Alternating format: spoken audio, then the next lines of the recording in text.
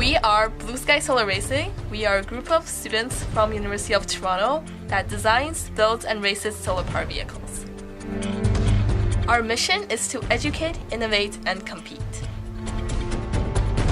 We innovate in pushing the boundaries of the design and fabrication of solar electric vehicles. Our goal is to compete in the World Solar Challenge representing U of T.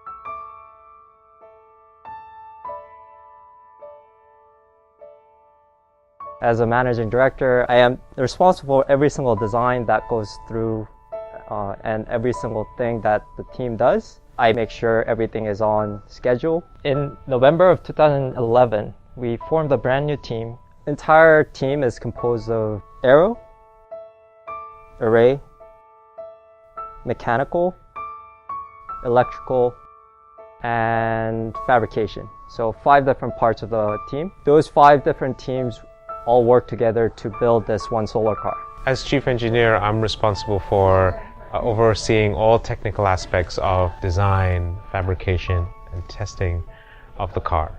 There are definitely a number of milestones to achieve during this process. Completing the aero body, installing the array, installing the suspension, and testing. All these things are all milestones that we have yet to reach, but we hope to within the next couple of months. From December of 2011 all the way to October of 2012, we were busy training new people as well as designing a brand new car for the race.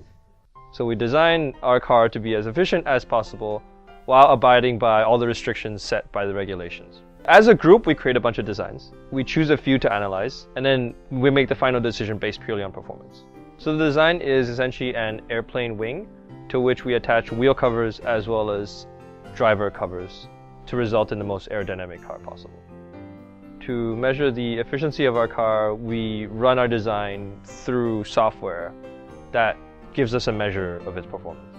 So what the software does, it gives us a drag number, but it's still at the end of the day up to the engineer to decide on what to change about the design that would make the car even better.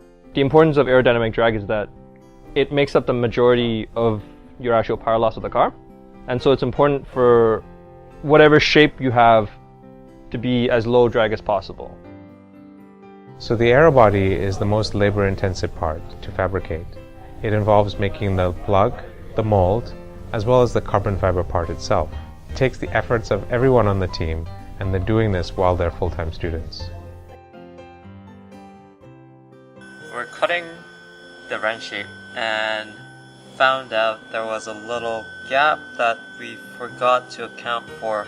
So we can just cut up a 2-inch piece and put it in here, and we can actually just put seamless modeling paste over top of it and machine over it. Sometimes you have to decide between making the car in a simple way that gives you a good product as opposed to taking a series of complicated steps that will result in a car that is closer to design but worse in performance. And at the end of the day, as aero, I have to sort of give up things that I've designed just so that we can in the end still have the best car. And now we're actually in the process of making our mold, which is going to be made out of fiberglass. In the past, we've done a wet layup where we've taken quite a number of weeks to complete this process. Unfortunately, with our time constraints, we had to start considering alternative methods of mold construction. So vacuum infusion seemed to provide us with that benefit in terms of time, but in terms of complexity, it involves a lot more steps. So using carbon fiber allows us to make a very light structure while being extremely strong and very stiff. All things that we need to make a high-performance vehicle. So we're here at Bombardier and we've just spent more than 24 hours making the bottom aero body. The first thing we did was cut up the carbon fiber we received from Axiom Materials and the Kevlar we received from Cytec into smaller pieces and applied it to the mold. So the process took us more than 20 hours to complete because of the need to meticulously apply the material to the mold in order to get a structurally sound and a well laid up part. Everything needed to be as smooth as possible so that we had the strongest and most aerodynamic car. We then cured the part in the oven and continuously monitored and controlled the temperature for more than 8 hours to avoid warping. We got somebody to CNC our board, and a few days ago we laid up carbon fiber on it. The entire chassis structure is in there already.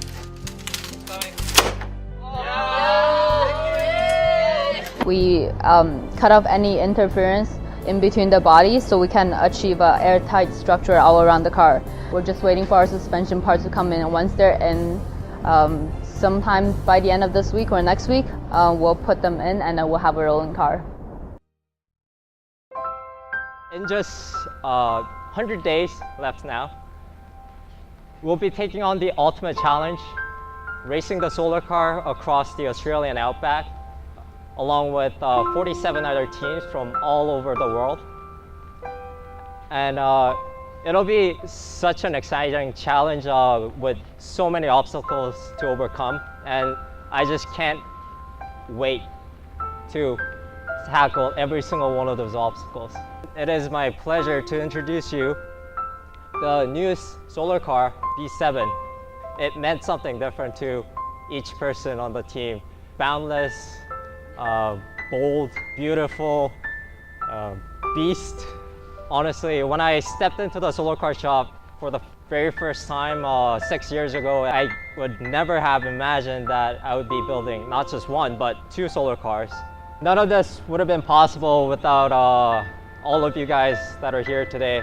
When we were feeling completely hopeless and out of options, you guys came to rescue and gave us a boost that we desperately needed to get this project going. No idea is too crazy, too out of this world, and that's what this project really is all about. Tackling a seemingly impossible task and coming up with a solution. With that frame of mind, you can accomplish anything.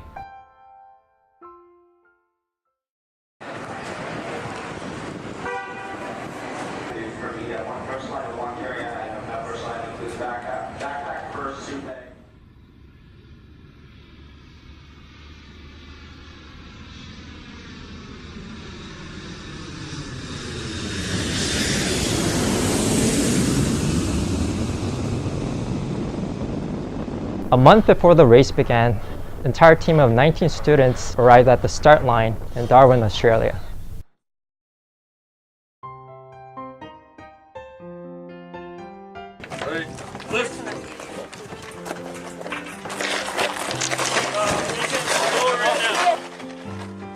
The team was busy getting the car back into tip-top shape.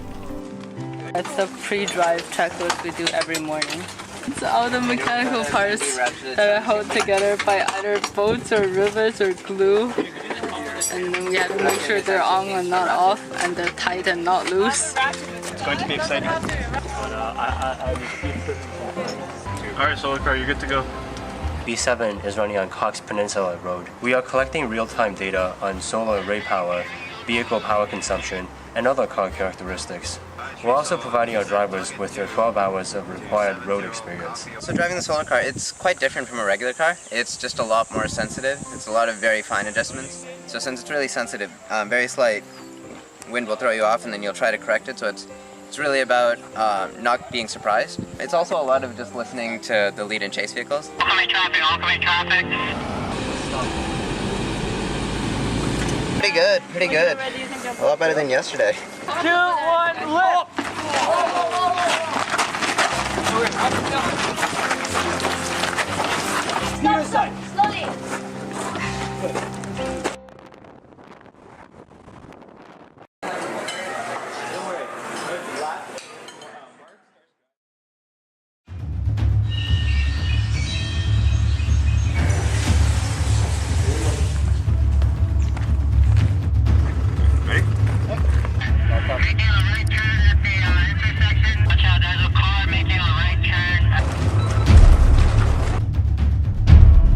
We're preparing for caravan driving, emergency protocols, as well as servicing the car on the side of the road.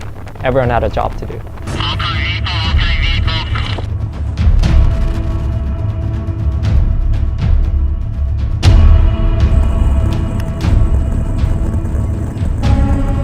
I couldn't feel anything, but there's something in the wheel cover. I feel sorry for that poor little thing. I thought I'd be happy for 30-degree weather. We learned to work together as a team to overcome any challenges that we may face throughout the race. The source of energy in solar car racing is the sun, and that makes the competition different from other forms of racing. One of the most important things is to manage the energy in the car properly. There's a certain uncertainty about how much energy you're actually going to receive because the weather patterns or technical issues and any other factors will change the amount of sun that you can receive. The starting weight of the car, that weight, plus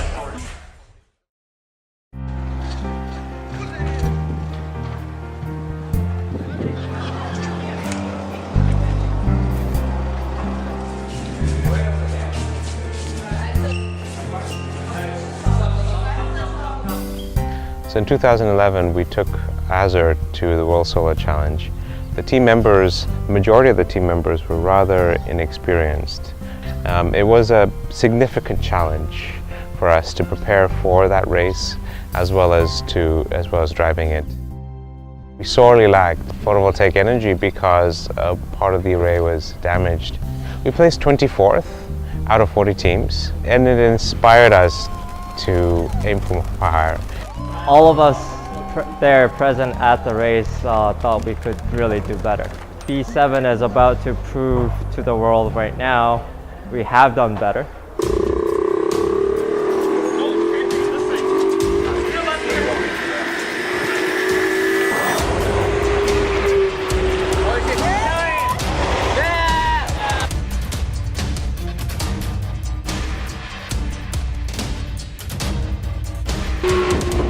So do you still hear it?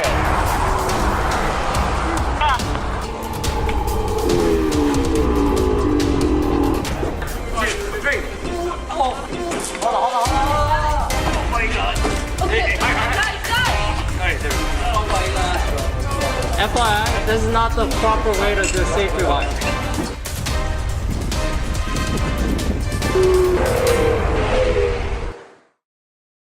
Team is preparing for scrutineering right now. It's the one last step to go before we're ready to race in the World Solar Challenge. It's basically a check by the event organizers to verify that all of the cars are actually safe to drive on the road. We were reluctant to test with our Michelin tires, not only because we didn't have that many to spare, but other teams reported excessive wear. We did have a great deal of debate on the issue because of the concern that we would lack the experience with using these tires ourselves. So we're not quite convinced yet about the improvements in performance that we may be able to eke out from using these tires. So that's the wild card.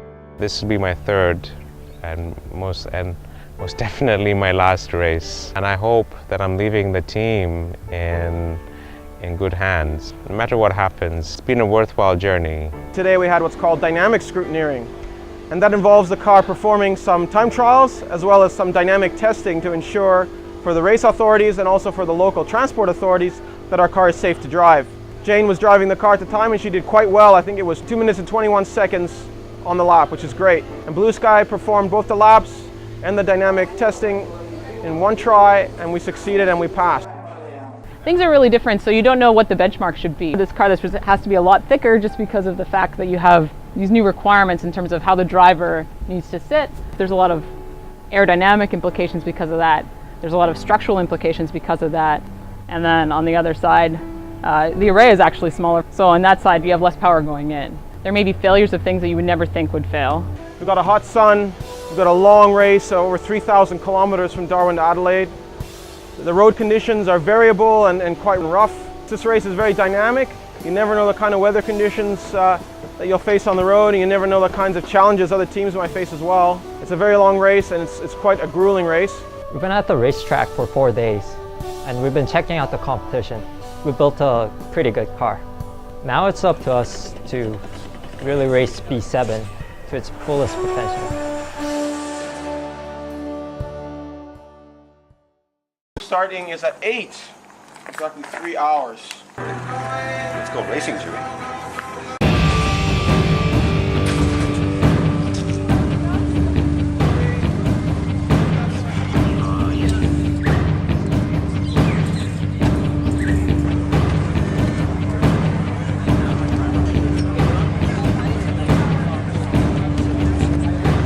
You've done all you could, so at this point it's just you let it roll.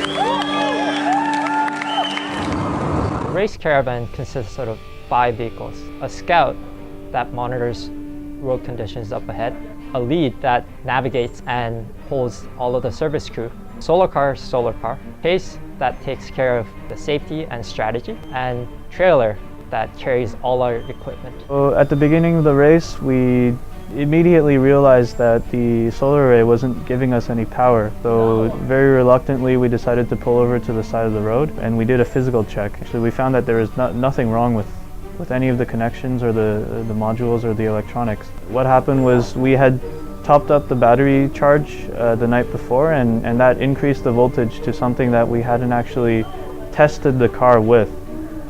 Really, it was a false alarm. As we were pulled off to the side of the road, many of the cars and many of the other cars passed us. We had a bad start, but it was time to move on. We had to pull over early, but we're catching back up. Current target speed right now is 80. We're trying to burn off some power. On the race, there's a control stop every 300 kilometers where we stop for 30 minutes and check in with the race officials.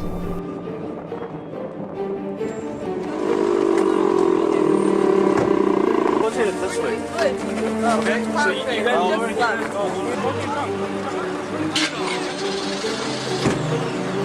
Hey, do we have a booster cable?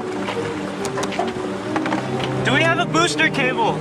The car won't start. It's running. Your car is running already.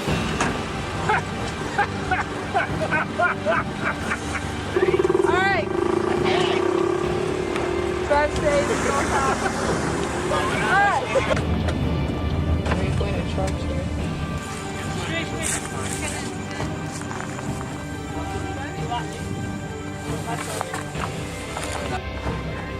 Oh, that's Chase.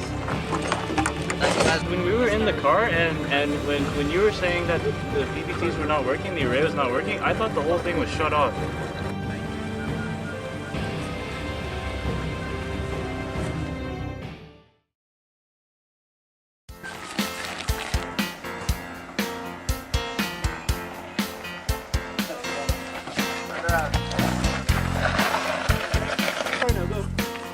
We can't, people are pairing. Guys, not too far. People are still putting on pairing.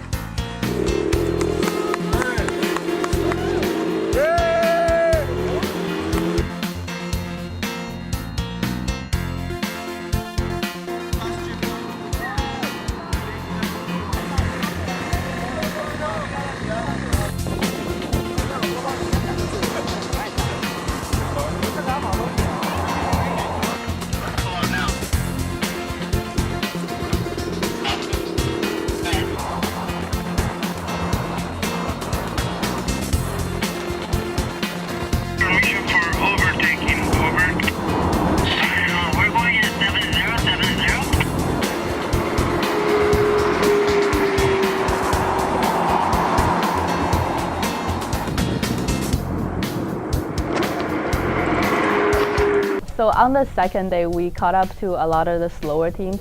In order to move up the rank, we have to pass all these teams. And it was extremely difficult because in order to pass a team, we have to have our entire caravan, which is 3 cars, to pass the caravan crew of another team.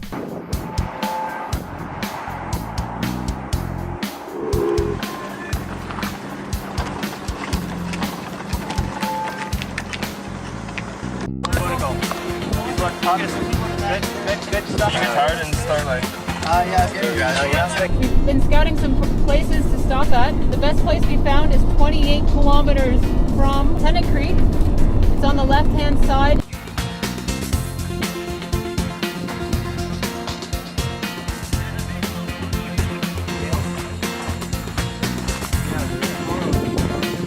We're charging the array right now with the human blue sky charging sand. Where do It works better than our real charging sand. Repair the damage that was done with the charge stand. Well, one of the 4 corners broke off.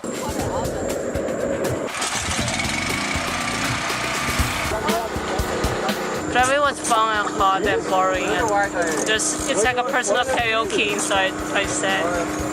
One of our drivers got a little bit tired while he was driving, and he requested that we swap them so safety is not compromised. That's definitely no go. It just like took out all of these grooves and then made us straight as fine. The tires were more durable than we thought, and we were also getting quite a performance boost out of them as well.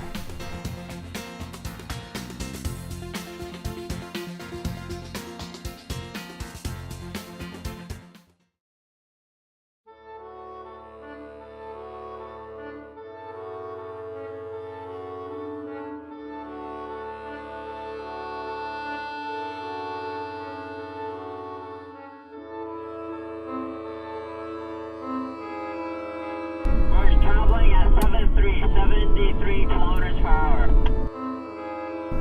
Catch up to Michigan? Wow, they're 2 hours ahead of us, but we're making ground on them. So I don't want to say catch up to Michigan, but certainly close the gap.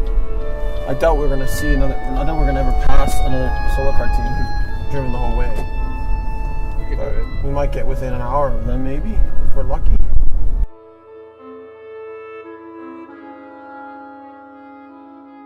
Current speed is 80. We're looking at 100 kilometers past Alice Springs by the end of the day. On day 3, we were just making all of the control stops without falling behind. We're quite happy that we were one of the last few that were making all of the control stops consistently.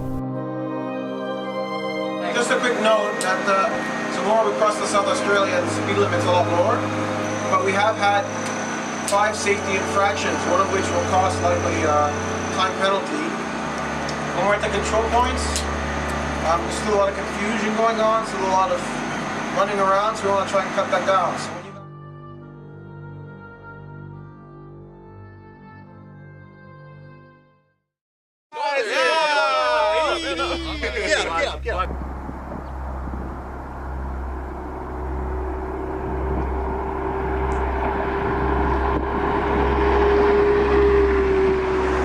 was screwing around with the steering wheel last night, and he broke the direction meter, but he never tested the steering wheel. So when we went to drive off, the car wouldn't start. So they had to like solder, take it apart a few times. 25 minutes. That's 40K we lost now.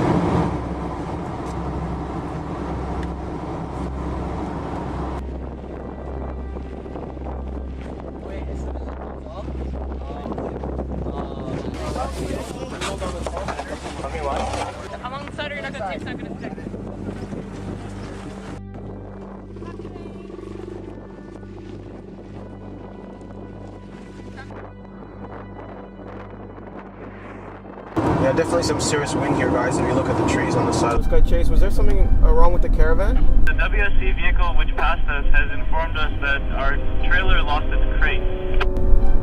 Okay, we're going to pull over and go back to them. A copy? Copy. Yes. He's okay. He's okay. Yeah, no one's hurt. Blaming himself. And we swayed like crazy, and eventually we turn on the highway. So the car, it jackknifed, the trailer kept going forward, we were turned sideways, and it smashed into my side, and then the box flew right off. So we almost had it under control, and then suddenly it started veering left right. We had managed to slow down to it. Where is more or less taken by Calgary, they have all the essential stuff.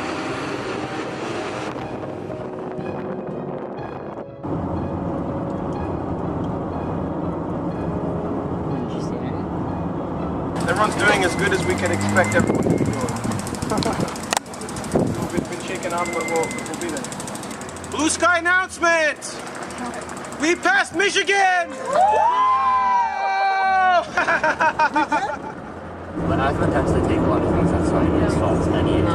I'll talk to him. Yeah, it could have been so much worse. After figuring out what happened at the accident, we were focused on catching back up to the race crew.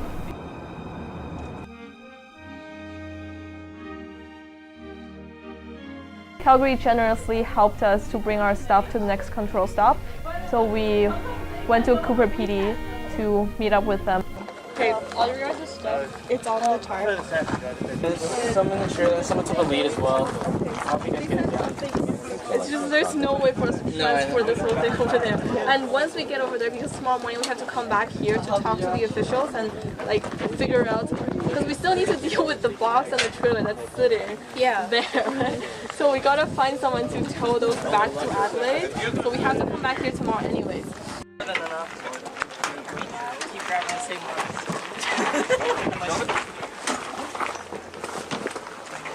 Blue Sky trailer to Blue Sky lead and chase, do you copy? So you see coming in a couple of minutes. Copy that. Woohoo! So, pretty eventful day for everyone all around. Crosswind and canopy opened up. Wow. After a road train. Okay. Then closed again. And then closed again after a second car pass. So, what time do you guys get into Cooper PD? 4 o'clock? 4 o'clock. The tailwind we're doing 85, 90. Don't count Michigan out because they've completely crashed their car and then we built it in Calgary. Tomorrow morning we're gonna go back to Calgary around 6 to 6:30 a.m. And then we have to figure out a way to transport everything to Adelaide, as well as dispose the box and figure out a way to transfer the trailer to Adelaide. It will be a really tough 2 days, but as of right now, just expect not to see any of your personal stuff until Adelaide. But we gotta keep going.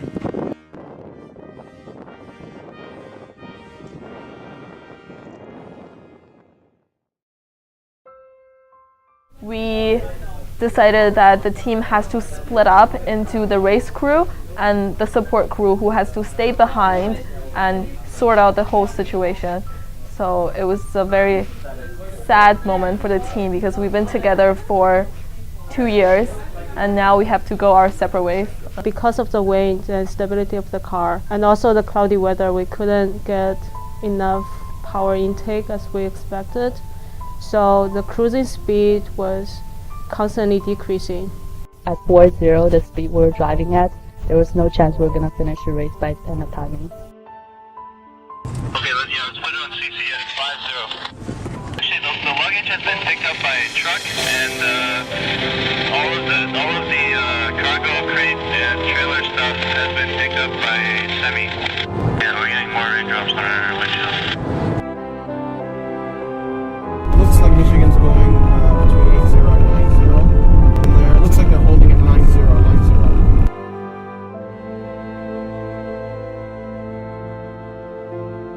Even though we've just had a whole day of overcast weather, but that was the day where the team was reunited again. And it doesn't matter what the weather is going to be like for the next day, you know, we're a whole team. We were not afraid of anything.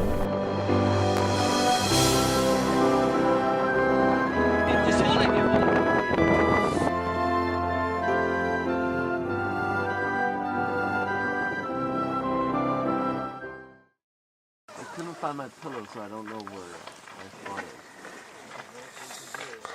Come on, ladies! Let's go, ladies! Let's go, RSD! We'll have enough, And then we'll reach there way before 3. We go at like 65. Can we go faster than 64? Yeah, we can go faster. What's fast? We can go like 70. And Scout Out Michigan, give us their speeds. Yeah. We gotta pass them.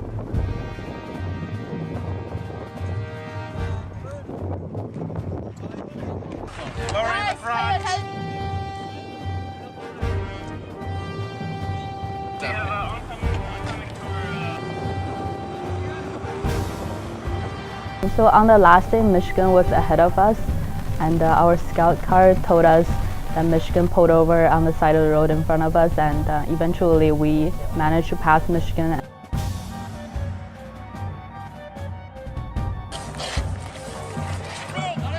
We got to the last control stop about a minute or two before Michigan, and the team worked really well together at the control stop to get everything ready and have the car on the road again. 3, 2, 1, go!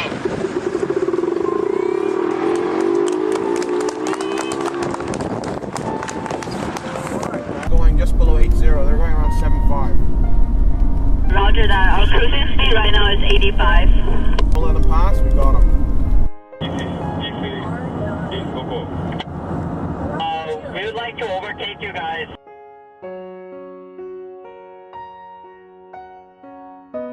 Blue Sky Solar Racing, Scout has reached the end of timing. The entire race, I was just looking for that last turn into the finish line, and I was so glad when I actually found it.